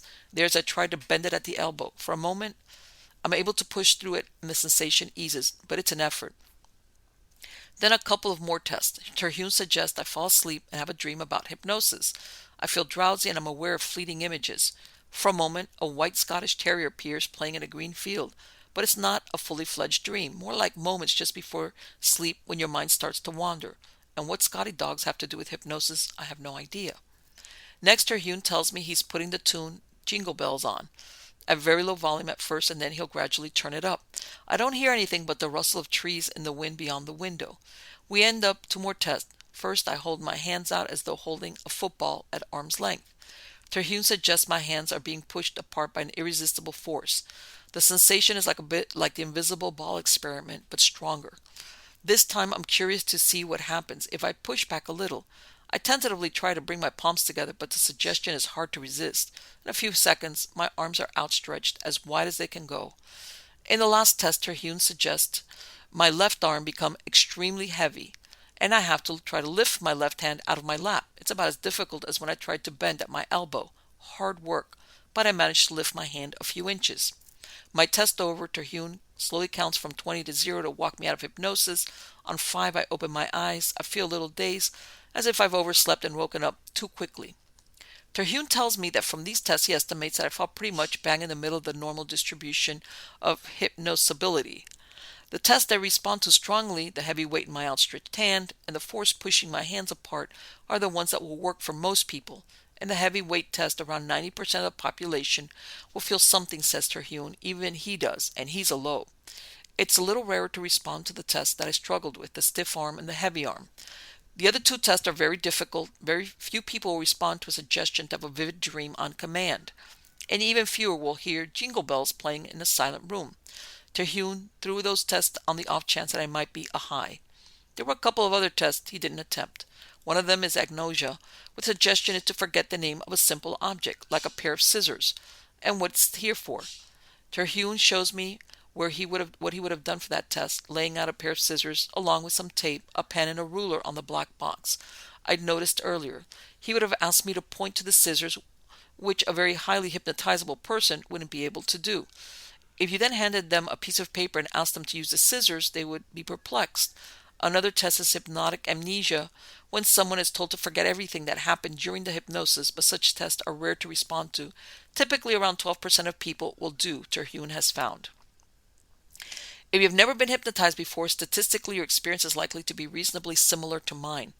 On the train home after my hypnosis, still with a residual feeling of calm, I mull over what just happened. As real as it felt for me, there is some healthy skepticism about the credibility of subjective reports as scientific evidence. My hypnosis was so unlike anything else I've experienced that I too am left hungry for a more objective account of what I experienced. The hypnotized brain. The famous Stroop test offers some helpful evidence. This test measures how difficult people find it to identify the color a word is written in when that word is the name of another color. For instance, picture the word red written in blue ink. It takes people longer to say that the ink is blue than when the ink is the corresponding red color. When hypnotized participants were told they were no longer able to read, the letters became meaningless shapes, and so they got quicker at identifying the color of the mismatched words because they were no longer distracted by the words on the page. There also appear to be differences in brain activity when someone is asked to fake it compared when they are experiencing an involuntary response. In one small experiment, researchers studied 12 healthy participants in a positron emission tomography (PET) scanner to measure metabolic activity in parts of the brain. In one set of tests, they were given the instruction to fake being unable to move their leg. In another set of tests, the same people were hypnotized and given the suggestion that their leg was paralyzed. The brain image studies showed distinct brain regions were activated in each of the two conditions. A later study expanded on the same hypnotism versus faking it question, this time using an MRI scanner, which gives more detail when looking at soft tissues. This time the researchers saw the motor cortex, part of the brain which controls body movements, showed activity in the patients under hypnosis. This suggests the hypnotized people were really preparing to try to move their limb, despite achieving no more movement than the group who were faking limb paralysis. So, are there any hallmarks of the hypnotized brain that can explain the peculiar sensation and experience of a hypnotic response? It's an emerging area of research, but there are a couple of candidates. Part of the story can be found in the brain salience network, says Spiegel. This network helps us identify which aspects of our environment are worth paying attention to, sifting out relevant information from the swaths of sensory data that our brains are inundated with every second of the day. In one experiment, he and his colleagues hypnotized both highs and lows while scanning their brains. The highs had lowered activity in the salience network during hypnosis. When that happens, you're less worried about what else might be going on, says Spiegel. It allows you to disconnect from the rest of the world. That might go some way to explain the feeling of intense focus during hypnosis, but what about the strange sensation that your body's doing things of its own accord? The best evidence points to the brain default mode network, says Terhune, a set of brain regions that are most active when we are at rest. It's believed to be integrally involved in self-related mentation, daydreaming, mind-wandering, and so on, says Terhune. One part of this network, in particular, the anterior medial prefrontal cortex, is thought to play a crucial role in hypnosis. This region seems to be involved in self-related processing, metacognition, which is thinking about thinking, and the ability to control your own thoughts, says Terhune. Those are processes that might be dampened in response to hypnotic induction. With temporarily impaired activity in the default node network, it may become harder to think about yourself as a conscious agent. This might be at the root of the remarkable sensation that you are not entirely autonomous over your own body. The relevance of this part of the default mode network in hypnosis has been found in many studies, but Terhune adds a note of caution. Sometimes we don't know what the causal ingredient is. For example, the medial prefrontal cortex is also involved in making inferences about other people's mental states. It could be that while you're being hypnotized, you also happen to be thinking about the experimenter and what they're thinking. But that's the best line of evidence, Terhune sums up. It's a reduction in self-related processing and metacognition. While academic experimenters tease out the details of why hypnosis works the way it does, clinicians are making use of its effects as they have been doing for centuries. Perhaps the best explored medical use for hypnosis is the tantalizing promise of relieving pain without drugs. A number of meta-analysis research papers that analyze the findings of a comprehensive range of studies assessing each for their quality and design have found consistent results. Participants who are hypnotized experience more pain relief than around 73% of control participants, found one recent meta-analysis of 45 trials on hypnosis for pain relief. Two meta-analyses from the early 2000s concluded that hypnosis was superior to standard care and urged for it to be used more widely in clinical settings. And as you might expect, these effects aren't equal across the board. The more hypnotizable someone is, the greater the reduction in their pain, according to a review of 85 controlled experimental studies by authors including Terhune. Some of the most exciting findings have been in the realm of chronic pain, defined as pain lasting more than 3 months. In the UK, between 13 to 50% of people experience chronic pain, while in the US, around one-third of people do. Globally, nearly 2 billion people experience recurrent tension headaches, the most common type of chronic pain. By its nature, chronic pain is particularly difficult to treat with drugs, as opioid analgesics are addictive, come with a burden of side effects, and contribute to the opioid epidemic. Hypnosis has been shown to lower both pain intensity and its interference in daily life. One meta-analysis of 9 randomized controlled trials found, with patients receiving 8 or more sessions experiencing significant pain relief. In 2000, Spiegel carried out a randomized trial of hypnotic analgesia in 241 patients undergoing invasive surgical procedures performed without a general anesthetic. The patients were split into 3 groups. One group received standard care, one had a friendly nurse providing additional support, and one was hypnotized. All 3 groups had access to a button with which they could self-administer a cocktail of fentanyl, powerful opioid painkiller, and midazolam, a drug that causes drowsiness and forgetfulness. Every 15 minutes before, during, and after the procedures, patients were asked to rate their pain and anxiety levels from 0, calm and pain-free, to 10, deep fear, anxiety, and pain. The standard care group used more than double the amount of fentanyl and midazolam than either the group with a friendly nurse or the hypnotized group. The length of time it took to carry out the operation was also longest in the standard care group, 78 minutes on average, and shortest among the hypnotized group, 61 minutes.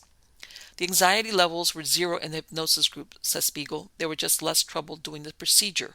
To his frustration, there was no notable uptick in the use of clinical hypnosis after the paper. Spiegel has now developed an app for self-hypnosis called Robbery, which he hopes will make evidence-based hypnotherapy more broadly available to those who wish to access it. Given the efficacy of hypnotic treatment for a growing range of conditions, why has mainstreaming of the practice been so slow? I'm going to comment on that at the end of this article. Most of the reservations come down not to a lack of evidence, but a mixture of concerns and misconceptions about the involuntary nature of the hypnotic response. This is one of the most widespread myths, says Terhune, that if you come into a hypnosis session with me, I can control you, get you to do untoward things. The evidence for this is very poor. Amanda Barnier, a professor of cognitive science at Macquarie University in Australia, explored this question in a study that made clever use of postcards. She divided study participants into 2 groups. One group of highly hypnotizable people were given a large stack of postcards, and after hypnotic induction, given the suggestion that they would send a postcard to Barnier every day until she gave them a call. The next day, the postcards began to arrive, and they kept coming. When Barnier eventually called up the participants again, the reflections were fascinating. The people who got the hypnosis said, "Oh my God, it was out of my control. It was pouring with rain, and I would still go out and post that postcard for you. I couldn't help myself. I was compelled," Barnier recalls. But the experiment didn't end there.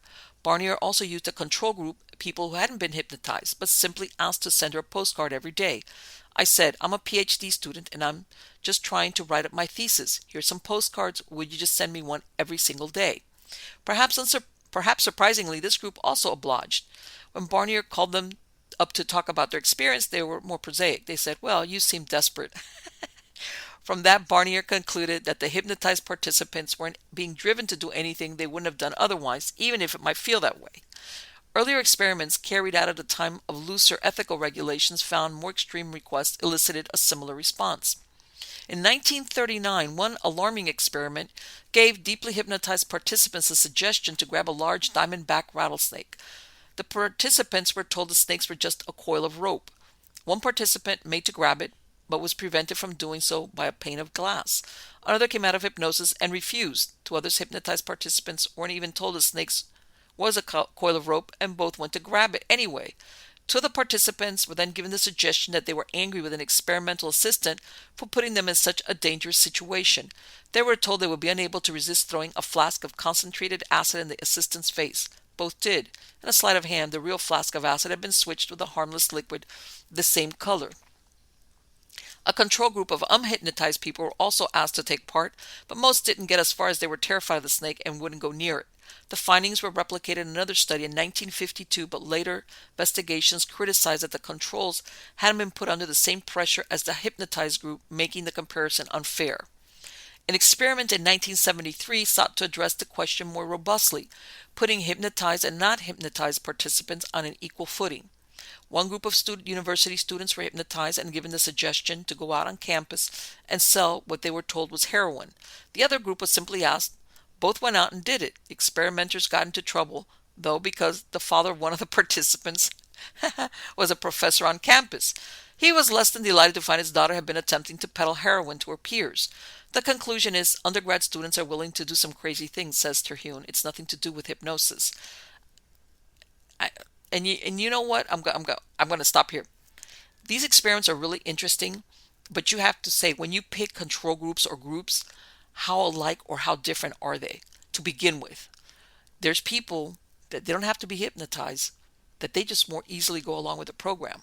And then there's other that are more resistant.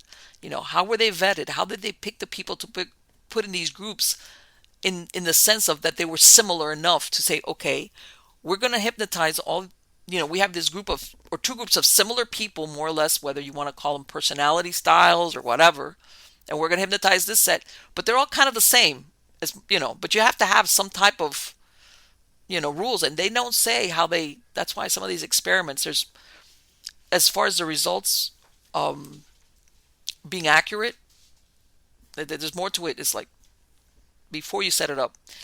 The conclusion, same thing. This is a perfect example. They're talking about how one of the people that was asked, okay, her father's a professor on campus. So you're asking yourself, how well did they ask these people? Where are your background, or whatever. Because more than likely they would have questioned these students, these grad students. And one of them says, "Yeah, my father's a professor." They would have said, "You know what? You're not good for this experiment." No, no. So it tells me that they weren't really picking them the right way, or vetting them anyway. As with Barnier's findings, many of the surprising things that people do under hypnosis aren't down to the hypnosis at all, but simply that people will do all sorts of outlandish things if you ask. What these experiments don't give definitive answers on, though, is whether someone can genuinely be coerced to do something against their will under hypnosis. No, they cannot. But beyond the world of academia, there are many cases in which hypnosis has been used with harmful intent. Or so they say. It's night. This is the use and abuse of hypnosis. It's night with traffic passing along a busy North London road outside a corner shop. Inside, the shopkeeper is moving a few items around when a confident-looking young man enters wearing a gray t-shirt and a dark jacket and jeans.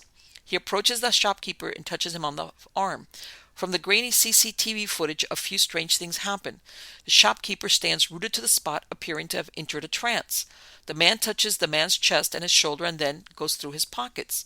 The shopkeeper stands by, not appearing to notice. Only as the thief leaves does the shopkeeper appear to realize he has been robbed.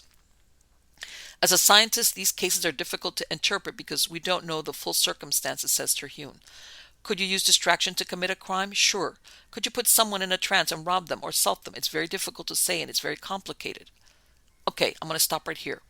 People don't realize that you go into a hypnotic state in a high state of anxiety.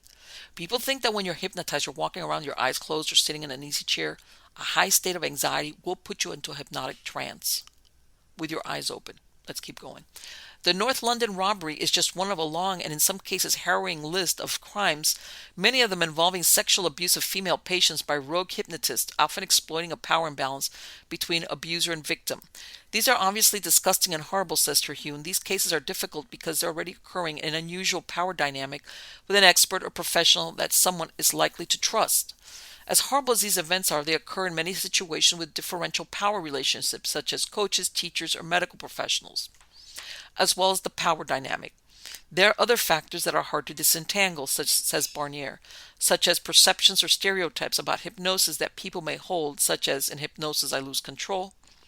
Given this knot of factors, it's not clear that the hypnosis itself is the agent of vulnerability versus the broader context, says Barnier. I agree.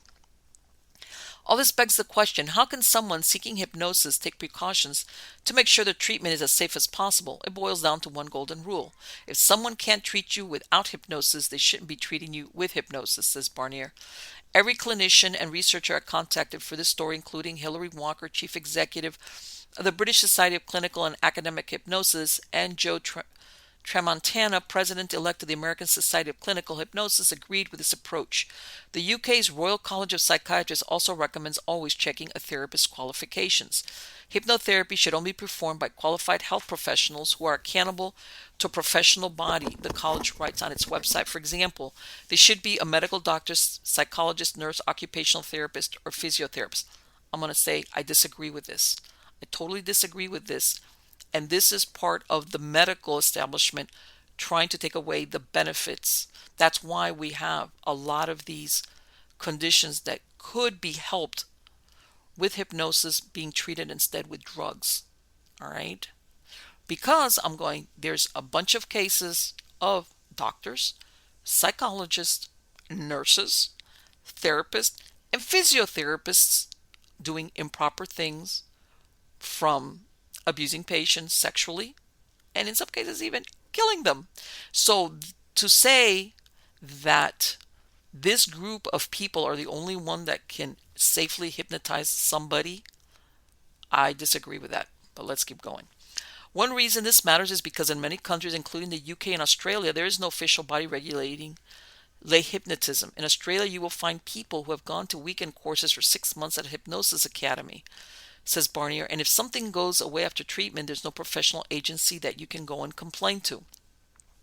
In some countries, hypnotherapy colleges may choose to be associated with an organization that registers lay hypnotherapists. In the UK, for instance, there is the General Hypnotherapy Standards Council, but as a council tells me, none of these organizations can claim to be official regulatory bodies because hypnotherapists and hypnotists aren't protected titles in the way doctor and physiotherapists are. The GHSC, for instance, asks, and see this, I'm going to stop right there.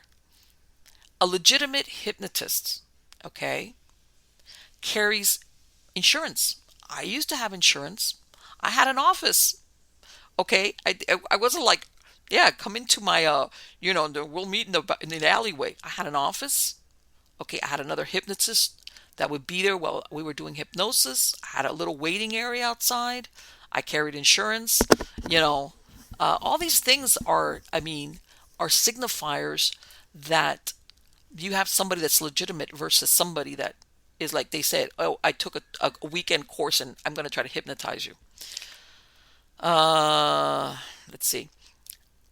The GHSC, for instance, asks hypnotherapists who sign up to register to abide by a code of ethics and runs a complaints procedure open to patients of its registered members. However, because hypnotherapy is not subject to statutory regulation, neither we nor any of the other organizations who register lay hypnotists can prevent a practitioner who has been removed from registration from continuing to practice independently. Blah, blah, blah.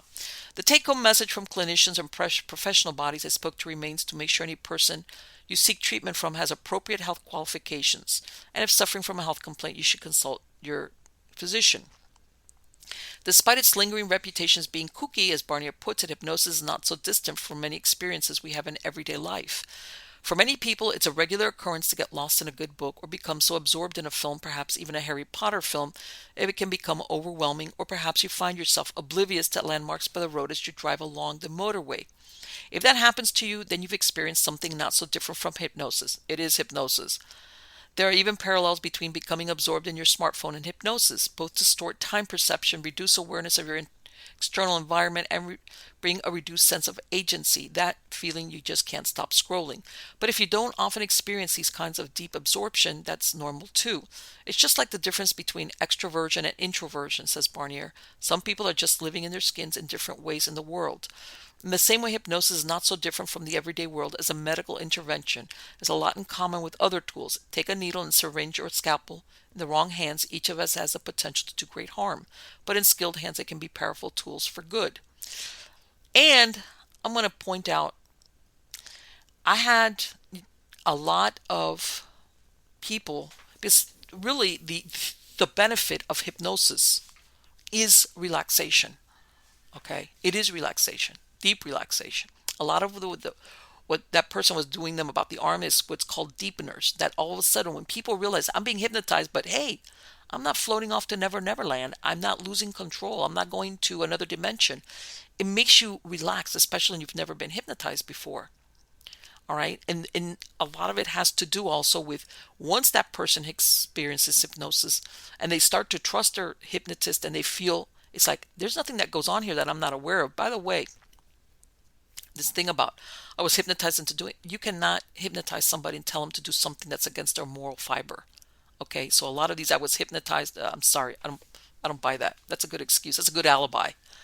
No, I had clients walk in there who wanted the hypnosis to be a magic pill, and they needed either medical attention or, in some cases, they needed to go see uh, a psychologist, a psychiatrist. Well, I couldn't say, but at least a psychologist. And I would say, I can help you relax, but I can do it as an adjunct to treatment. But you know what?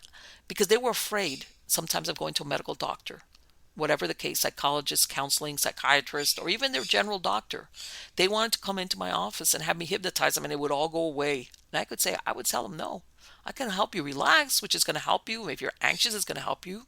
A lot of things that come with relaxation, hypnosis helps with that. In down the road, you go into also the benefits of even chronic pain, the anticipation of pain, which is what causes pain.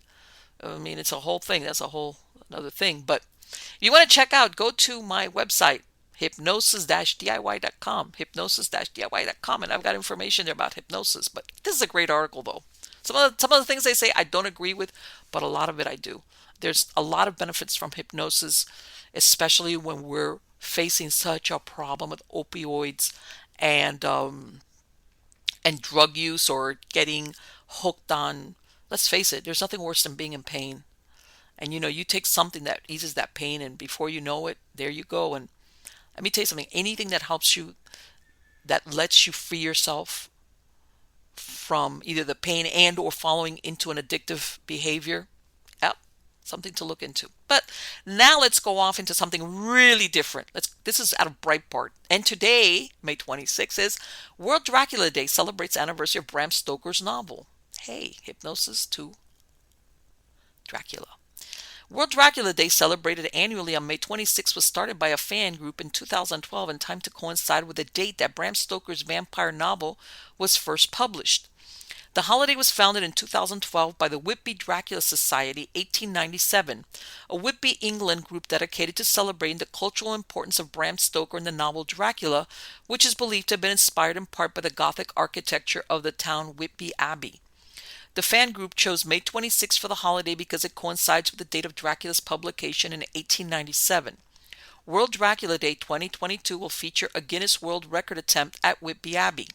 English Heritage, which manages more than 400 cultural sites in the country, is aiming to gather 1,897 people in vampire costumes to celebrate the novel's 125th anniversary. Other holidays and observances for May 26, 2022 include Ascension Day, Eat More Fruits and Vegetables Days, National Blueberry Cheesecake Day, National Cherry Dessert Day, National Paper Airplane Day, Silly Ride Day, World Lindy Hop Day, and World Redhead Day. And then the cherry on the top, World Dracula Day. And I've got to go on this last one. This is the last story out of UPI. Authorities warn of 2 monkeys on the loose in Georgia. And of course, I always make connections to Hollywood movies. There's a movie out there. I want to say it came out in the 1990s called what was it, Danger Zone, and it was something like this. But anyway, here we go. Authorities in Georgia are warning members of the public to be on the lookout for 2 Pattis monkeys on the loose in a county near Savannah. The Effingham County Sheriff's Office said deputies recently received a call reporting 2 monkeys on the loose. It sounded like a scene from Jumanji, but it was not. There are in fact 2 Pattis monkeys on the loose in North Effingham, the sheriff's office said. The monkeys are legally owned by an Effingham resident, the sheriff's office said. The Georgia Department of Natural Resources was contacted to help capture the loose primates. We ask that you do not try and catch them. Although they are not believed to be dangerous, they are wild animals and we cannot predict how they will respond if cornered, the sheriff's office said. And you know why? Because pretty soon, when people don't know about this, there will be reports of cryptids. I saw something in the tree jumping and it wasn't human. I'm just kidding. But anyway, guys, I'm not kidding. Pretty soon, if this wasn't well known about that there's monkeys on the loose in Effingham, people would soon be having reports of weird things jumping around in their trees, and it looked weird. It was a cryptid. It was somebody, an alien, etc., etc. All right. So I will soon be back. All right, with other great and eerie news. And until then, take care. Talk to you soon.